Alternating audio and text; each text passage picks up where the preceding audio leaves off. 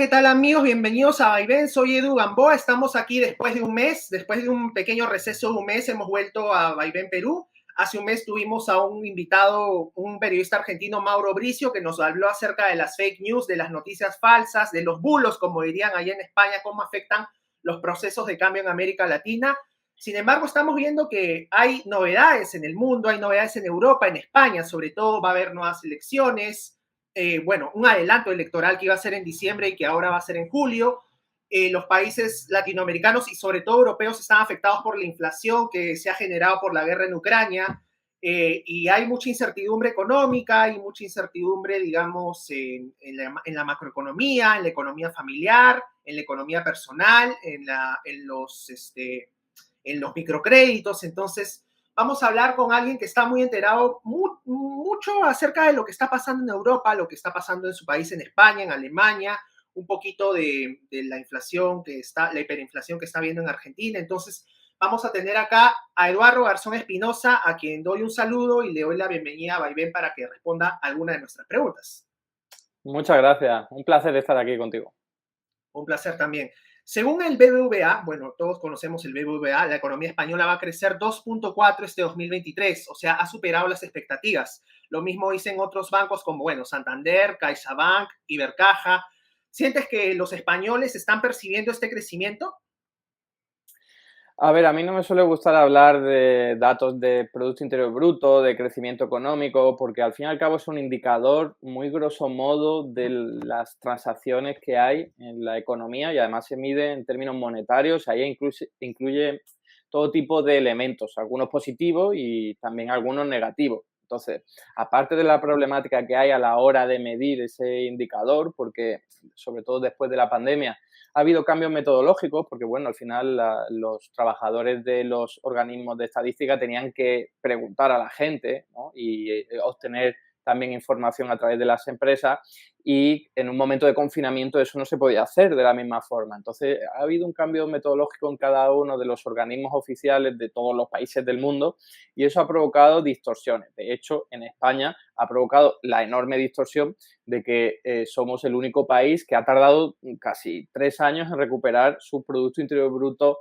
prepandémico, ¿no? Y eso no se sostiene porque cuando vamos a ver otro tipo de indicadores, que al fin y al cabo debería integrar el Producto Interior Bruto para poder hablar de crecimiento económico, como es el número de empleo, el número de horas trabajadas, la recaudación impositiva, pues uno se da cuenta de que actualmente la economía española está bastante mejor que antes de la pandemia, pero los datos no reflejan eso, ¿no? Entonces, yo siempre soy muy precavido a la hora de hablar de este tipo de indicadores, en parte por lo que he dicho y en parte por lo que tú has dicho, Edu, y es que no necesariamente que una economía crezca quiere decir que el bienestar de la gente está mejorando, simplemente un poco por lo que acabo de decir al principio, de que el Producto Interior Bruto te está midiendo el número de transacciones económicas que se pueden medir en términos monetarios, en euros en este caso.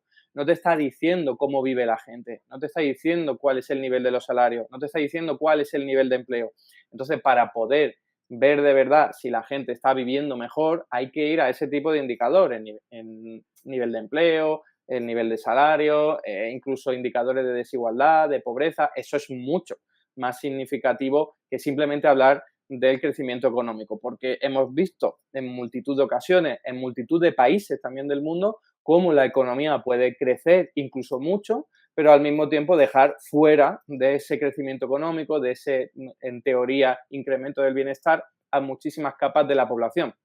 Entonces, dicho eso, sí que creo que la economía española está ahora en un buen momento en términos macroeconómicos, es decir, hay vientos que empujan a favor y eso, claro, se está materializando en una creación de empleo por encima de lo habitual, lo cual siempre es un dato positivo. Pero si quisiésemos ver de verdad cuál es el bienestar de la gente, como digo, no solo habría que ver si se está creando empleo, sino cuánta gente queda fuera de esa creación y contratación, cuánta gente tiene un salario que no le da para tener unos niveles mínimos de vida o cuánta desigualdad hay en el país, ¿no? Entonces, cuando uno va a mirar esos indicadores ya más al detalle, pues se da cuenta que en España hay mucho por hacer, muchísimo. Eso no quiere decir que no se esté haciendo bien o que no vayamos en la buena dirección. Significa que partimos de unos niveles, por ejemplo, en tasa de paro, somos uno de los países de la Unión Europea con mayores tasas y esto es algo histórico, ¿no? Entonces, es un elemento que hay que incorporar siempre a la hora de hacer este tipo de análisis. Con lo cual, acabo viendo eso, que la economía española sí está creciendo, sobre todo si lo miras en términos de Producto Interior Bruto, pero no necesariamente quiere decir que el bienestar esté aumentando. Y además también, y no lo he dicho, depende de en quién nos fijemos. No es lo mismo fijarse en la capa de la población más necesitada que en la capa de la población más adinerada. Podría ser que el crecimiento económico beneficie más a una de esas capas que a otra. Entonces, habría que bajar más al detalle para poder tener un análisis mucho más riguroso y más sólido. Claro. Incluso, bueno, España es uno de los países que tradicionalmente en Europa ha tenido más paro, pero específicamente en la región de Andalucía, donde tú provienes también, es la región que ha tenido más paro mucho tiempo en España. Así es. Eso es así desde siempre porque, bueno, hay regiones, eso ocurre en todos los países del mundo, ¿no? Hay regiones más industrializadas que otras, más desarrolladas económicamente que otras, y es muy difícil que luego, a pesar de que hay instituciones y hay mecanismos que pretenden equilibrar y compensar pues esos niveles de desarrollo entre distintas regiones, puedan lograr su objetivo, ¿no? Desde luego, hay mecanismos, como estoy diciendo, que lo logran, pero no hasta un nivel en el que Andalucía pueda compararse, por ejemplo, a la región catalana, que ya desde el siglo XIX pues, tuvo un crecimiento y un desarrollo económico por encima del resto de regiones. Entonces, eso luego se acaba manifestando o revelando o teniendo su reflejo en los datos de paro, evidentemente en una región con menos actividad productiva, con menos capacidad de crear empresas, tejido productivo, valor añadido, sobre todo de alto componente tecnológico, como lo sería Andalucía en términos generales, pues tienen muchas más dificultades para crear empleo y que además este sea de calidad. Por eso hay regiones como Andalucía, pero no solo, que tienen unas tasas de paro elevadas y además, y vuelvo a lo mismo que decía antes, habría que ver también qué tipo de empleo existe, qué tipo de salario recibe, porque bueno, se puede crear muchísimo empleo, por ejemplo, como hacen buena parte del litoral mediterráneo de Andalucía o las Islas Baleares o las Islas Canarias en torno al turismo y además turismo de bajo valor añadido. Entonces eso es temporal, no permite ofrecer buenos salarios ni permite que se eleve mucho la productividad y eso son siempre rémoras a la hora de conseguir que la gente tenga un nivel de vida aceptable. Bueno, hay algunos economistas, algunos muy conservadores, que critican que el crecimiento de la economía española se basa en un fuerte gasto público y por ello este crecimiento tendría pies de barro. ¿Crees que es correcto que podría tener pies de barro? No, no creo que sea Es un correcto en mito. absoluto. A ver, lo que están diciendo en parte es cierto porque todo crecimiento económico tiene una pata muy importante que es la palanca pública.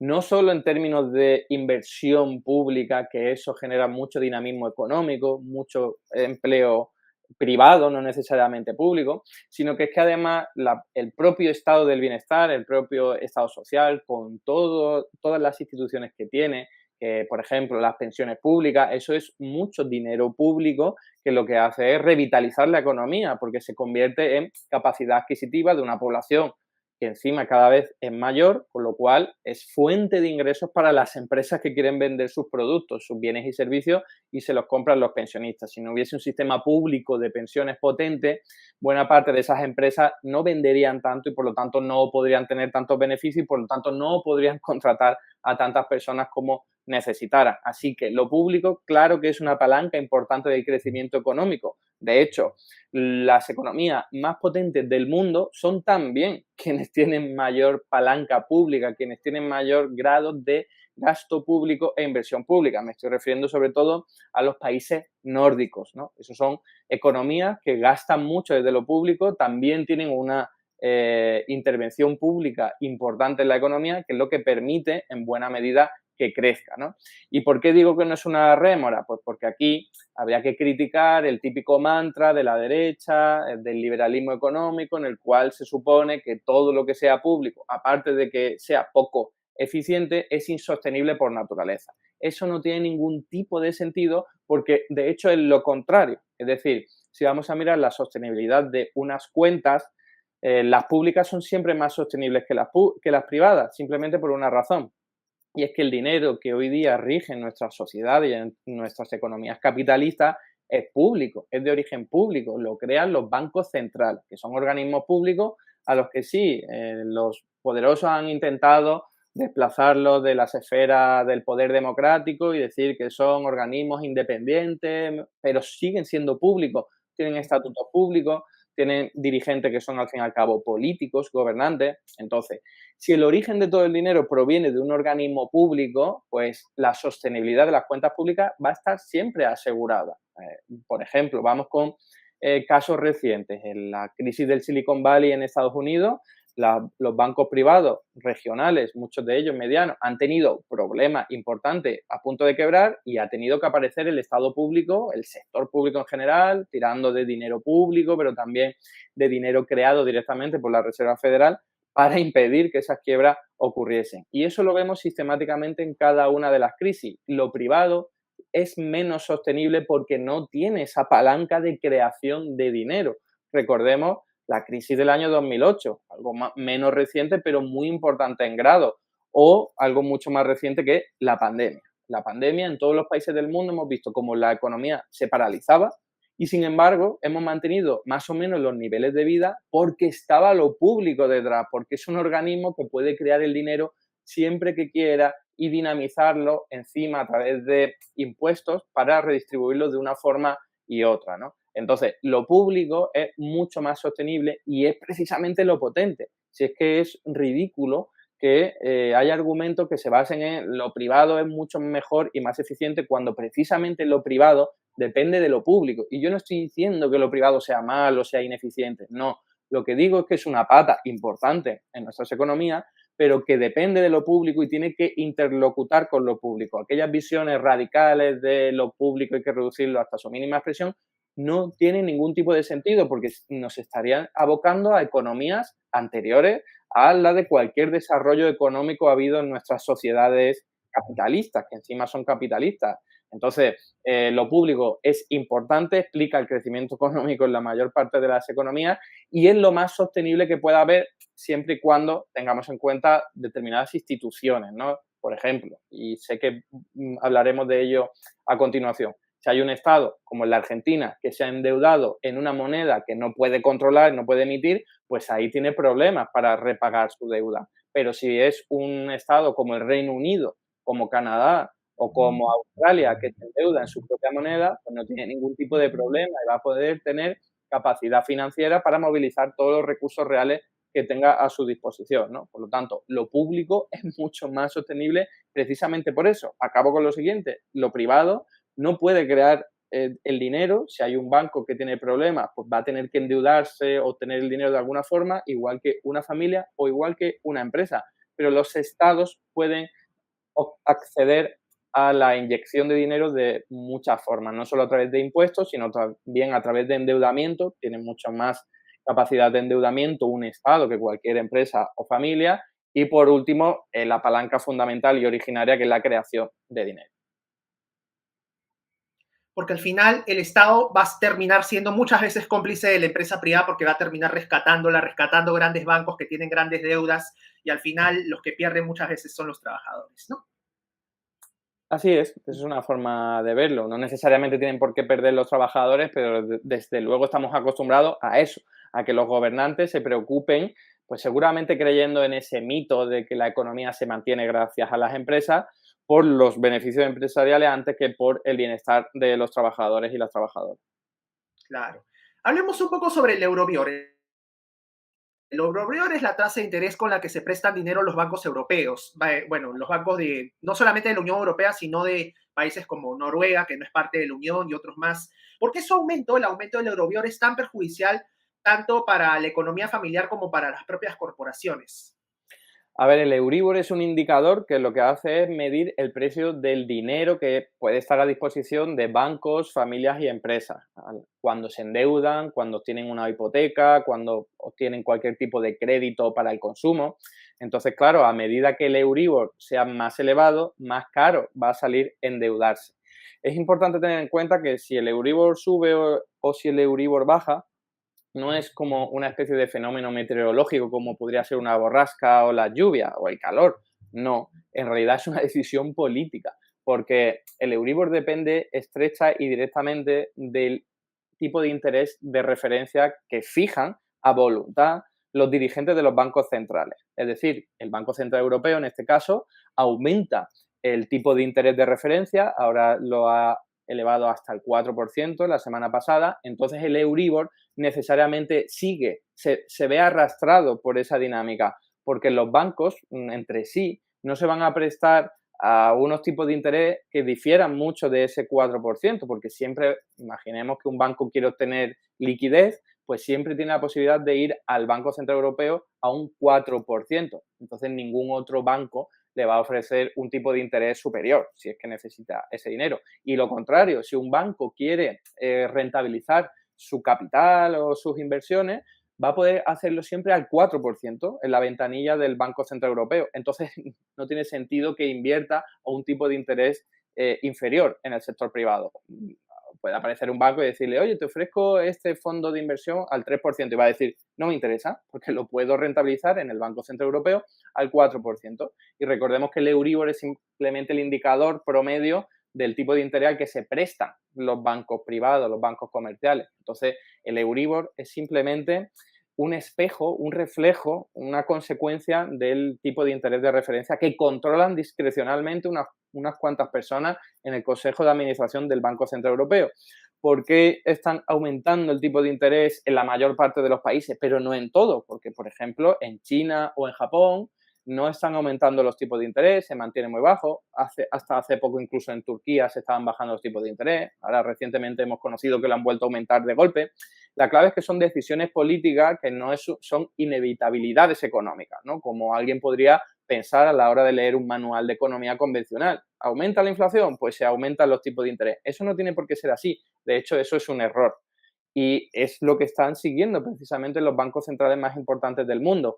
En buena medida porque tienen que seguir al Banco Central de Estados Unidos, la Reserva Federal, porque controla la moneda hegemónica en todo el país. Muchísimas transacciones se nominan en dólares y las inversiones financieras más volátiles se nominan en dólares. Entonces, si aumenta el tipo de interés de los dólares, la gente va a irse a esas posiciones porque son mucho más rentables. Y ahí es donde vemos al resto de países que elevan su tipo de interés para no quedarse muy lejos y que sus acciones, sus activos financieros, pues no pierdan tanta rentabilidad diferencial, ¿no? Y eso es lo que está ocurriendo hoy día en nuestras economías occidentales. Por un lado, Estados Unidos aumentó muy rápidamente los tipos de interés pensando que así iban a combatir la inflación. Eso ha sido totalmente un error, un fracaso, porque lo que han hecho ha sido empeorar las condiciones de financiación de las empresas y familias y también otro tipo de administraciones públicas sin que sirviese para reducir la inflación, que se está reduciendo en Estados Unidos y en otros países porque se ha reducido o se ha suavizado la causa originaria de este episodio inflacionario, que eran primero los cuellos de botella después de la pandemia y luego, de una forma mucho más intensa, pues la crisis en Ucrania, a través de los precios de la energía disparados y a través de otro tipo de precios de productos básicos como los alimentos, ¿no? Una vez eso ya se ha evaporado o se ha suavizado, mejor dicho, pues también se suaviza esos efectos, esos ecos de la inflación y vuelven a su lugar original más o menos, ¿no? Entonces, esa política de aumentar los tipos de interés no tiene ningún tipo de sentido, al menos para combatir la inflación. Sí tienen sentido, pues, para revalorizar las carteras y los fondos de toda aquella élite financiera que acumule mucho dinero. Es decir, si tú aumentas los tipos de interés, vas a hacer más rico simplemente por esa decisión a quien tiene mucho dinero. En cambio, vas a empobrecer, vas a dificultar la vida a aquella gente que no tiene dinero o que tiene muy poco dinero, porque si lo necesita va a tener que pedirlo prestado y pagar muchos más intereses que antes. Entonces, elevar los tipos de interés es una política regresiva, favorece a los más adinerados y perjudica a los menos adinerados. Y esto, que en Estados Unidos se está haciendo de una forma absolutamente equivocada, ha sido seguido por muchos bancos centrales, no todos, insisto, por ejemplo, el Banco de Japón o el Banco de China, y sigue siendo un error, incluso a veces reconocidos por los propios dirigentes. Termino con esto. Incluso Christine Lagarde, presidenta del Banco Central Europeo, ha reconocido que elevar los tipos de interés apenas está sirviendo para reducir la inflación, porque según sus tesis servirá dentro de un año, servirá dentro de un año y medio o 2 años, ¿no? Que será cuando tenga un efecto más importante el haber aumentado los tipos de interés. Pero entonces, ¿por qué demonios está bajando la inflación? Desde luego, sus tesis no cuadran, no tienen nada que ver la evolución de la inflación con la evolución de los tipos de interés. Y lo que están haciendo es generar mucho daño, no solo a las familias y a las empresas, que podría preocuparnos desde un carácter social, ético, moral, sino que están haciendo daño a la economía en general, porque a las empresas les sale mucho más caro endeudarse, ya no están haciendo tantas inversiones como antes y eso tiene también su impacto en la actividad económica y en empleo. Bueno, pasemos al tema tú has mencionado en tu canal que podría haber una especie de paraíso fiscal dentro de España que sería la propia Comunidad de Madrid, que hay la sensación de que le roba a las demás comunidades autónomas. ¿Cómo nos explicas esto? Pues así es. Yo creo que todo el mundo conoce el funcionamiento de lo que siempre se ha llamado paraíso fiscal, que ahora se pretende llamar guarida fiscal para que no tenga connotaciones positivas, y es simplemente ofrecer un trato tributario mucho más beneficioso para atraer capitales, atraer personas, atraer empresas y aumentar de esa forma su actividad económica, eso sí, a costa de erosionar la actividad económica o al menos la fiscalidad de otras regiones, ¿no? Cuando los Países Bajos o Irlanda reducen mucho su tributación, al igual que hacen paraísos fiscales o guaridas fiscales mucho más claras, como Andorra, como Panamá o las Bahamas, pues lo que están haciendo es llamar a las empresas para que se domicilien en su territorio y paguen pocos impuestos, paguen menos impuestos que en otros sitios. Entonces, están robando impuestos porque si esas empresas no fuesen a esos paraísos fiscales o guaridas fiscales, pues estarían pagando en sus territorios de origen, ¿no? Y los estados de esos sitios estarían recaudando más dinero. Así que se trata de robar recaudación, lo cual tiene su impacto negativo a la hora de las cuentas públicas, ¿no? A la hora de realizar las cuentas públicas. En el caso del interior de los países ocurre también lo mismo. O sea, hay muchas modalidades para hacer esto. En el caso de la economía española se ve claramente a través de algunas figuras tributarias que había por ahí, sobre todo muy anteriores, pero ahora queda clarísimo a través de las comunidades autónomas. Las comunidades autónomas son administraciones públicas regionales que tienen también su capacidad legislativa pues, para modificar tributos o incluso para crear algunos nuevos. Entonces, hay algunos tributos que son los que precisamente pagan solamente una minoría muy privilegiada con mucho dinero. Hablamos de más de 1 millón de euros de patrimonio, sin contar la vivienda habitual y sin contar algún tipo de deuda en términos generales, a veces 700.000 euros, a veces es 1 millón y pico, pero más o menos por ahí está el umbral en función de la comunidad autónoma. Entonces, todas esas personas, que son pocas, son en torno a un 0,2% de la población, tendrían que pagar esos impuestos. Pues bueno, esos impuestos son gestionados por las comunidades autónomas y a una de ellas, hace ya varios años, que fue la Comunidad de Madrid, redujo, por ejemplo, el impuesto de patrimonio al 0% en la práctica, ¿no? Eso implica que te quedes como Comunidad de Madrid sin recaudar por ese impuesto, pero estás atrayendo a todas las grandes fortunas para que se domicilien en tu territorio. Por supuesto, gente que sale de otros lugares, por ejemplo, Andalucía, va a Madrid y eso lo que hace es que, aunque a través del impuesto de patrimonio la Comunidad de Madrid no ingrese nada, sí ingrese por el incremento de recaudación proveniente de que ahora tiene más gente y sobre todo encima son millonarios, ¿no? Que pagan también IRPF, que pagan también otro tipo de impuestos. Entonces, esa es una práctica típica de las guaridas fiscales y que lo único que hace es competir directamente con otro tipo de comunidades autónomas a las que les está robando recursos financieros, ¿no? Recaudación impositiva concretamente. Eso es un problema que además se está tratando de abordar, lleva mucho tiempo tratándose de abordar. De hecho, solo se ha acometido con este gobierno actual de coalición, ¿no? De Unidas Podemos y el PSOE, y ha sido concretamente para este impuesto de patrimonio al que he hecho referencia, aunque no es el único, las comunidades autónomas también van reduciendo sus tipos impositivos del IRPF para atraer gente de otras regiones o reducir o bonificar hasta su máximo posible el impuesto de sucesiones y donaciones, ¿no? Pero con el impuesto de patrimonio se ha optado por una vía, un atajo, una especie de truco, que es que el Estado, como administración central, ¿no? Gobernada ahora mismo por este gobierno de coalición al que he hecho referencia, pues establece crea un nuevo impuesto que lo que hace es, vale, si tú estás en Madrid y no has pagado el impuesto de patrimonio, si tienes más de 3 millones, sí me vas a pagar este impuesto. En cambio, tú, millonario, que estás, yo qué sé, en Galicia, si has pagado este impuesto, pues no me lo tienes que pagar. Entonces, como una forma, es como una segunda vuelta, ¿no? Todos los millonarios que se hayan quedado sin pagar ese impuesto van a tener que ir a esa segunda vuelta y entonces pagarle, en ese caso, a la administración central.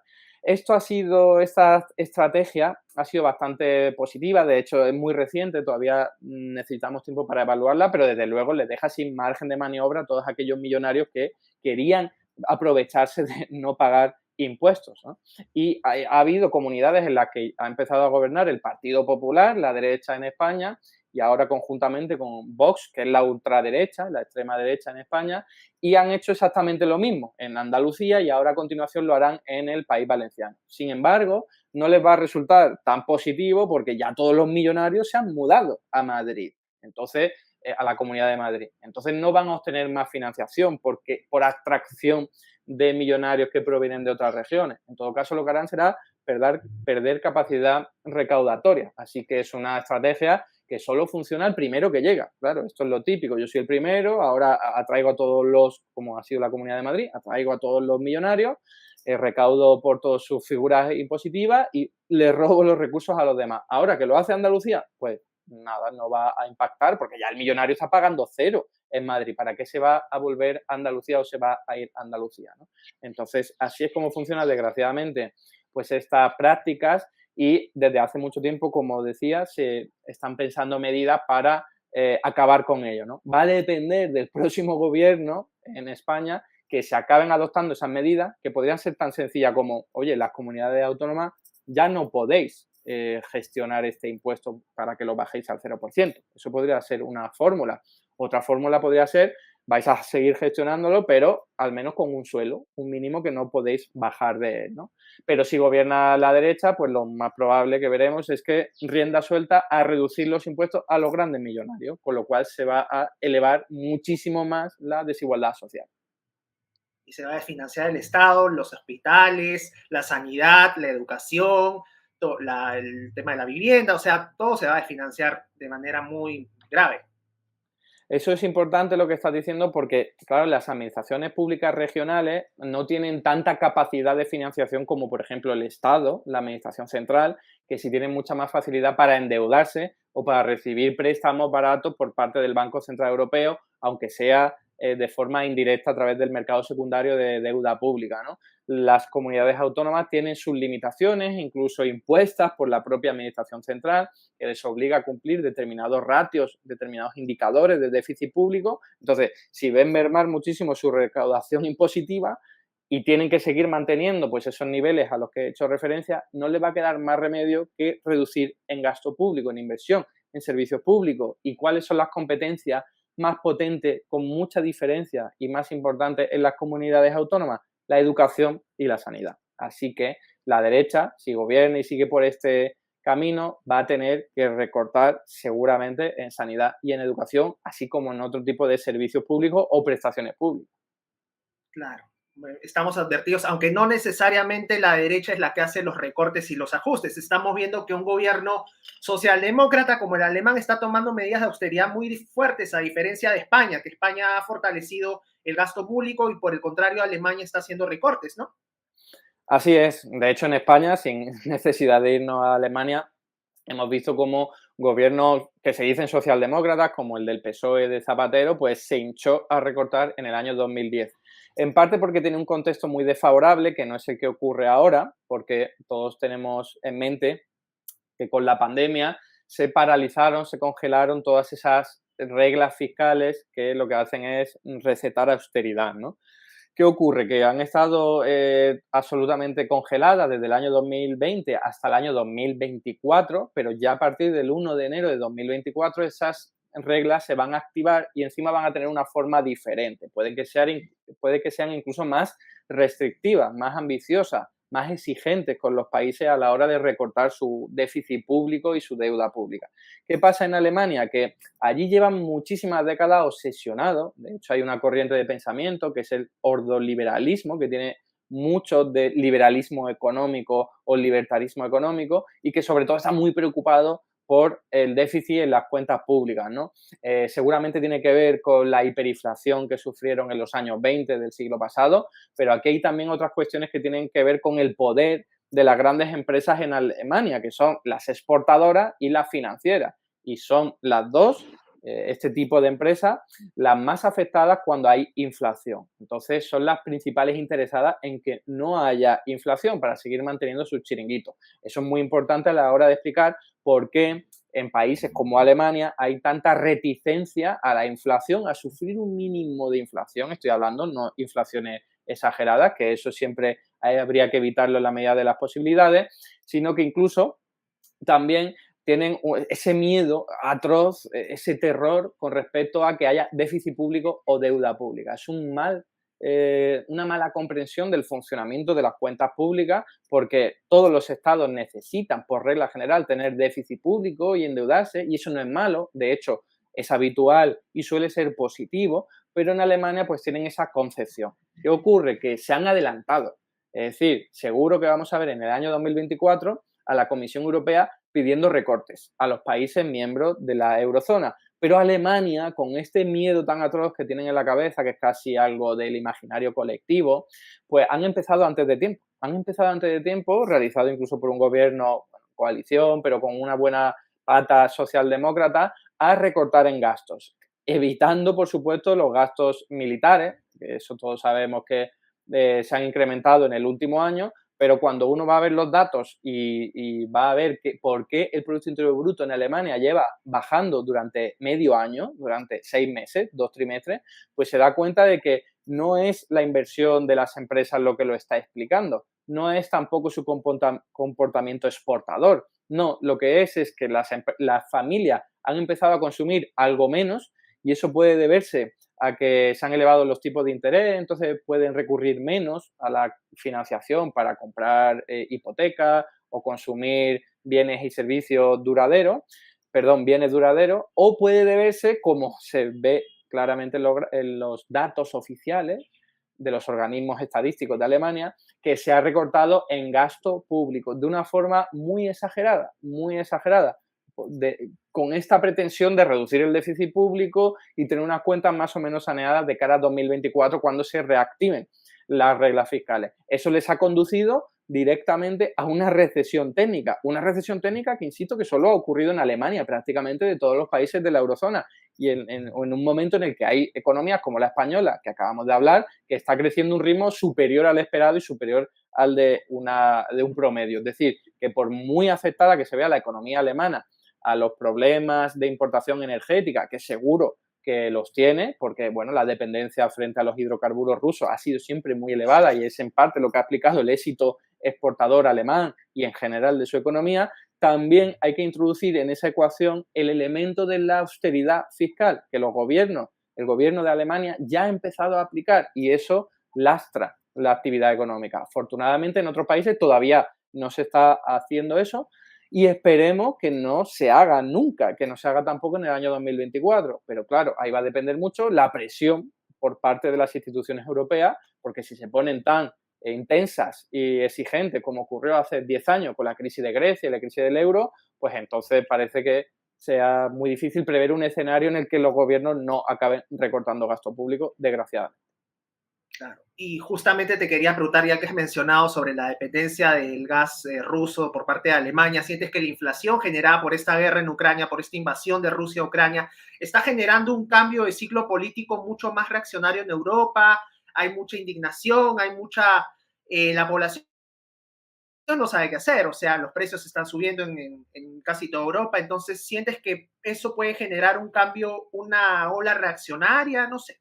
Sí, sí, de hecho lo está generando ya, ¿no? Es decir, no estamos hablando de algo de futuro, sino del presente. Y es normal, yo creo que todo el mundo puede entender que en un momento de crisis, y esto ocurrió muy claramente con la crisis del año 2008, pero bueno, en Latinoamérica tenéis incluso experiencias anteriores en las que se ve cuando la gente se queda absolutamente fuera del crecimiento económico por las políticas de austeridad, un liberalismo salvaje, al final acabáis sufriendo una década perdida y la gente acaba movilizándose y hay mucha más presión para arrancar el poder a los poderosos y realizar otro tipo de políticas económicas, ¿no? Y estos son ciclos políticos que casi que funcionan como péndulos también en función de la economía. En el año 2008, claro, los gobiernos que estuviesen gobernando sufrieron el empuje, el embiste de una crisis económica sin precedentes, que lo que hacía era cabrear a la gente. Obviamente, cuando tú empeoras tu calidad de vida, te cabreas, culpas a los dirigentes políticos,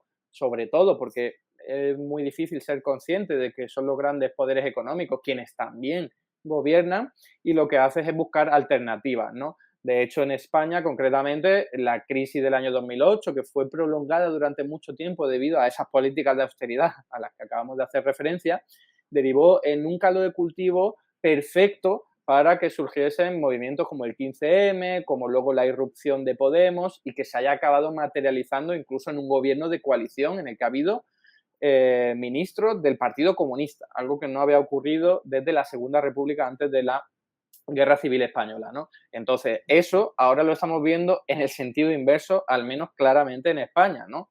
Ha habido una pandemia que ha cabreado muchísimo a la gente por motivos evidentes, a pesar de todos los esfuerzos realizados por las autoridades para reducir el impacto que provocaba esa pandemia y la crisis económica consecuente, pero es que encima, con la guerra de Ucrania, lo que hemos visto ha sido un episodio inflacionario que reduce, erosiona la capacidad adquisitiva de la gente y que cabrea mucho. Entonces, si tú ves en el gobierno que hay un gobierno de izquierda y tu situación personal no está mejorando, acabas teniendo pues una reacción en contra de las políticas de izquierda porque crees que son las responsables, ¿no? En otros países ha habido cercanos, quiero decir, de Europa, ha habido una reacción similar porque se acaba, ¿cómo decirlo? Bueno, pues eligiendo, adoptando ese discurso más contestatario, más rebelde, que suele ser representado por la extrema derecha. La extrema derecha no ha gobernado, afortunadamente, en ningún país en Europa,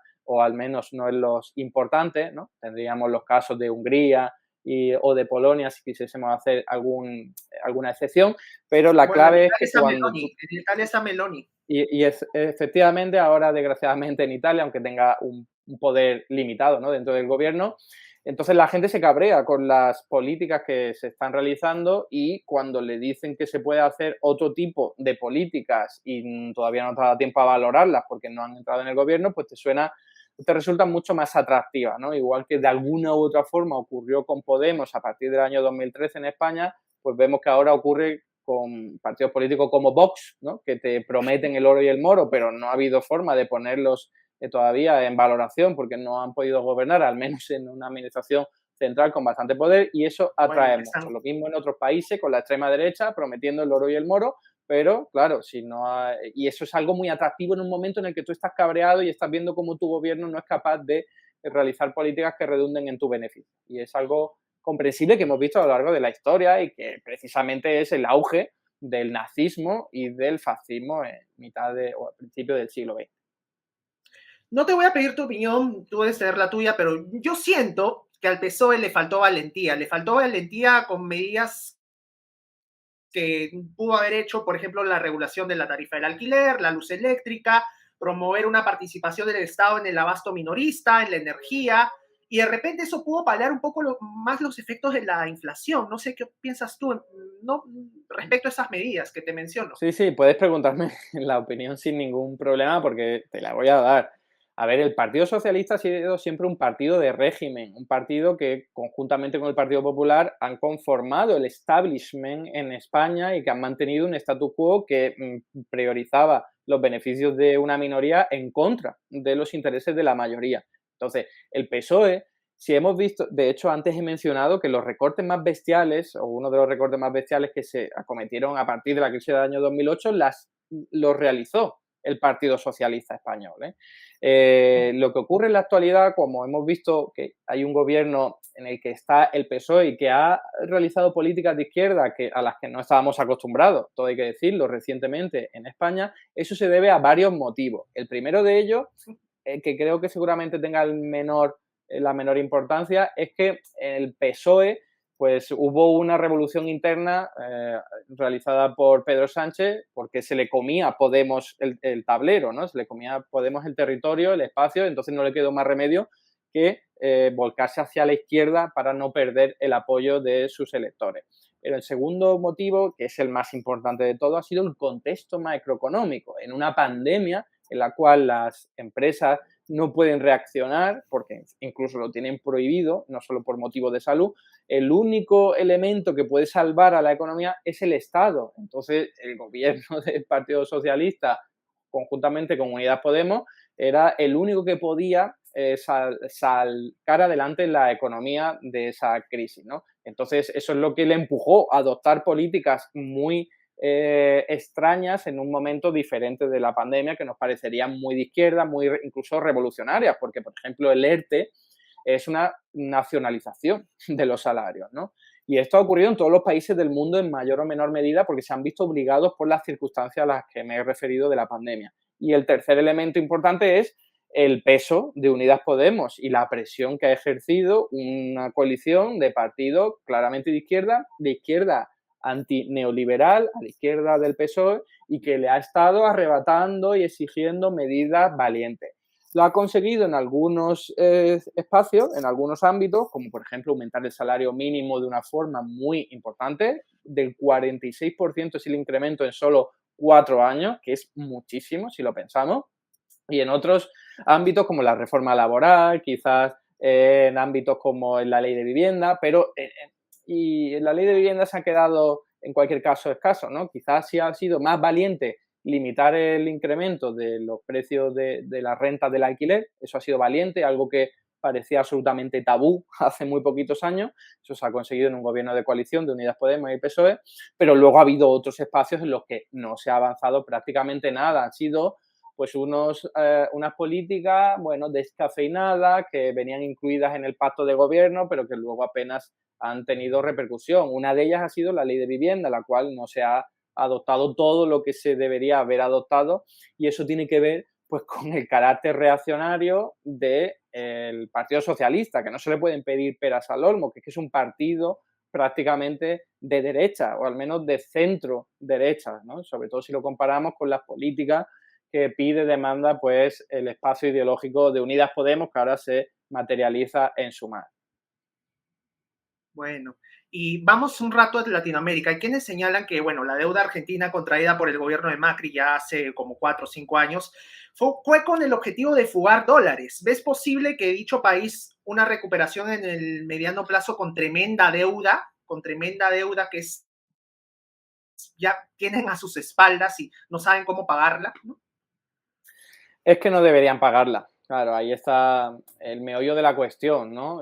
Creo que lo hemos comentado antes un poco por encima. Un Estado tiene mucha capacidad financiera siempre que utilice su propia moneda. Si utiliza una moneda diferente, entonces ya no tiene tanta capacidad económica. Si tiene que pagar una deuda en dólares, va a tener que obtener dólares de alguna u otra forma para poder pagarlo.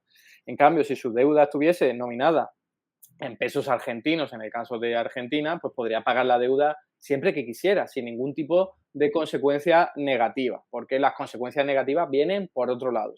Si quieres ahora hablamos de la inflación y la hiperinflación que tiene Argentina, pero no tiene nada que ver con que tenga un déficit público, no tiene nada que ver con que tenga una deuda pública, ni siquiera con que tenga una deuda pública nominada en dólares. Eso lo único que implica es que no va a poder dedicar recursos propios a movilizar la economía, a mejorar la vida de la gente, sino que lo va a tener que entregar encima a acreedores financieros que son los dueños de la deuda, ¿no? Entonces, eso es un problema porque limita la capacidad de maniobra del Estado argentino, pero no por otro motivo, lo cual no quiere decir que sea insignificante o menor, ni muchísimo menos. Entonces, ¿cuál es la respuesta que se debería adoptar desde un punto de vista del Estado argentino? Pues realizar un impago o al menos una renegociación de esa deuda para que no suponga un lastre y puedan realizar sus políticas económicas sin ningún tipo de problema. O sea, no tiene muchas implicaciones, por supuesto, dejar de pagar la deuda nominada en dólares, pero la alternativa es mucho peor. La alternativa de dedicar recursos a conseguir dólares y que ni siquiera tus propias empresas tengan facilidad para obtener dólares e importar productos, que esto está ocurriendo en Argentina, pues hasta que esa situación no se revierta, los problemas difícilmente se van a poder solucionar. Y nada, bueno, gracias Eduardo por haber estado, ha sido un placer. Igualmente, muchas gracias a ti. Y hasta aquí el vídeo de hoy. Muchas gracias por estar ahí y si te ha resultado interesante, no dudes en comentar, darle like y compartir, que la teoría económica dominante no se combate sola.